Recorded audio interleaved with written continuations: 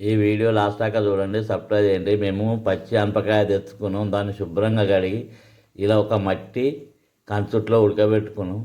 ఇలా పచ్చి అనపకాయ తెచ్చుకొని ఉడకబెట్టుకొని తింటే ఆరోగ్యానికి చాలా మంచిది. అనపకాయ ఉడకబెట్టుకున్నాం, ఇది ముందుగానే. దీన్ని ఇప్పుడు ఏం చేయాలంటే ఒలుచుకోవాలి. ఇలా అనపకాయ సంవత్సరానికి ఒకసారి దొరుకుతుంది. దొరికినప్పుడు తెచ్చుకొని ఇలా ఉడకబెట్టుకొని తింటే ఈ అనపకాయ ఆరోగ్యానికి మంచిది. ఇందులోని ఇత్తులను తీసుకొని తినాలి. ఇది అనపకాయ, పచ్చి అనపకాయ తెచ్చి ఉడకబెట్టుకున్నాం. అందులో నుంచి ఇలా ఒలిస్తే ఇది ఒలవాలి. ఒలిస్తే ఇత్తులు వస్తాయి. ఈ ఇత్తులను బుక్కాలి. బుక్కితే ఇవి ఆరోగ్యానికి చాలా మంచిది. ఒలిస్తే ఇలా ఇత్తులు వెళ్తాయి.